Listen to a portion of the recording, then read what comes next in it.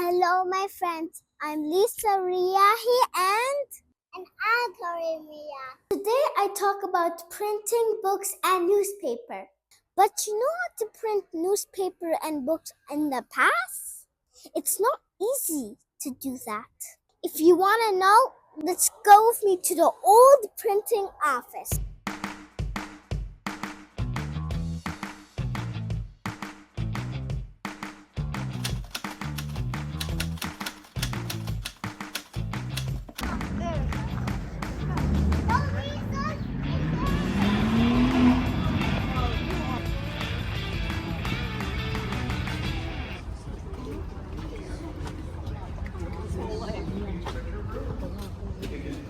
Walls and everything. They can't even put a hot lamp in there. So it's a day-only office. That's a scary thing. Here, so let's go. Thank you. Hi there, folks. Hello. No. Welcome to the print shop. And I'm going to ask for your forbearance for like 30 seconds. Because I just have a long talk. Lisa, listen.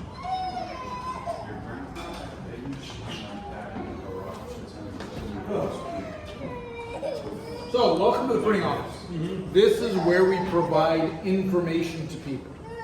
And we do it in a couple of ways. For local information, local news. Who's looking for work? Who's got goods available for sale? What's coming to town in the way of entertainment? We would do things called broadsides. Now today these would be called advertising posters.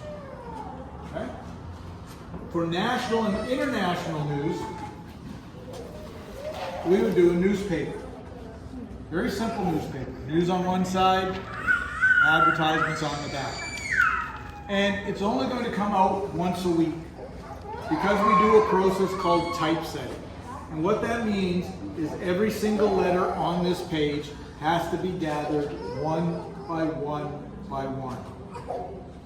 So a good typesetter, standing by these cases, is gathering the letters for one column in 8 to 10 hours.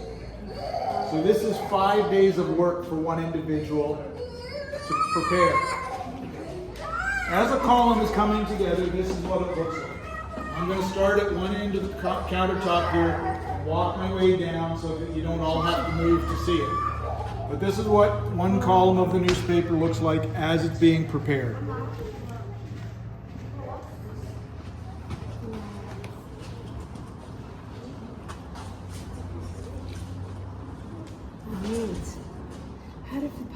Those are all individual letters that have been put together. They're all mirror imaged so that when it prints it comes out the right way around. Once I've got all 5 columns gathered up, I now need to take all those individual letters and lock them together so they won't move around.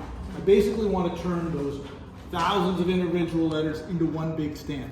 And to do that, I use a big heavy metal frame like this called the Chase.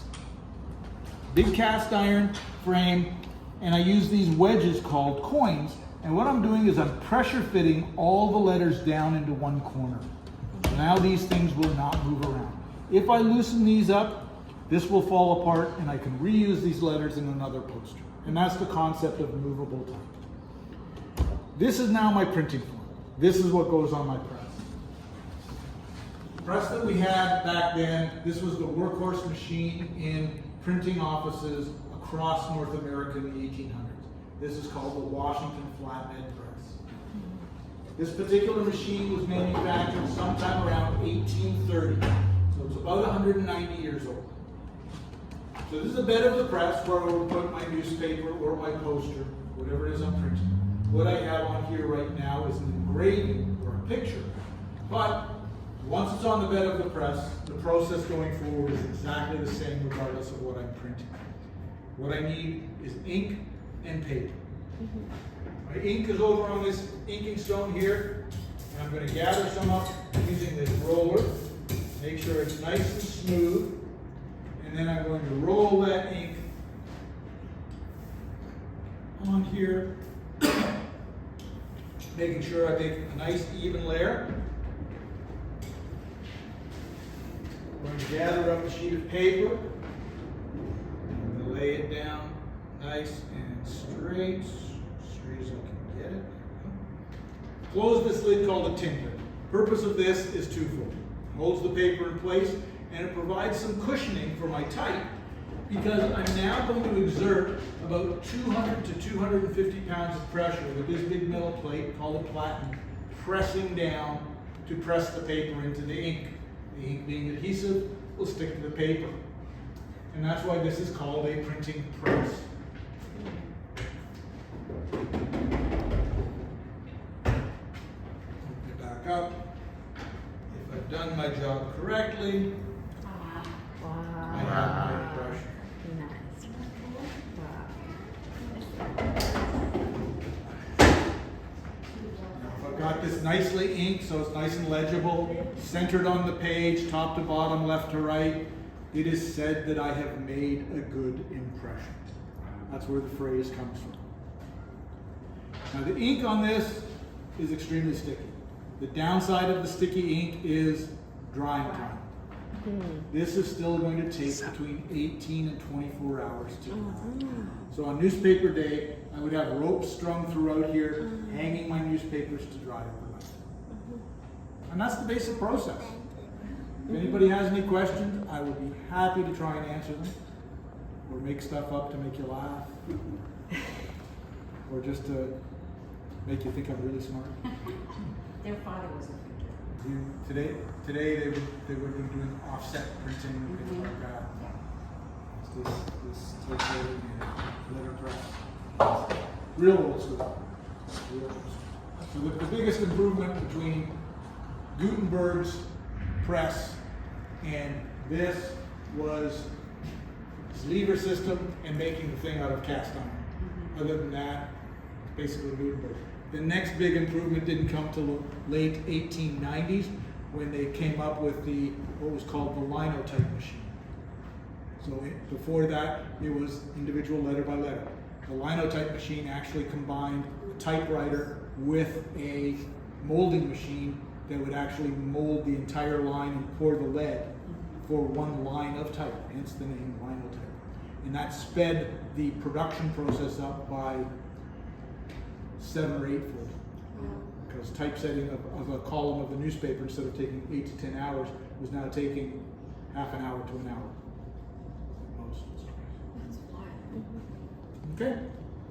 Thank you. Thank you I so have a much. question. How do Yeah. you do this for stamps for the? Is it So- from wood? It is. So these are called woodcut engravings, and this is how all pictures in the newspaper start. So for most part, if you want a picture in a newspaper, you have to get an artist to draw that picture, and then an engraver transfers it to wood using tools called lozenges for carving to make all those little lines to accept ink or not accept ink, as the case may be, to give it the definition. If you wanted it for single use or not very often use, it can stay in wood. If you wanted to make it last a little bit longer, you could also get it engraved into a soft metal like a brass. If you wanted it to last a long time, you would actually have to get it made in a woodcut and then make a casting of it that you could then have it made in steel to make it last a long time.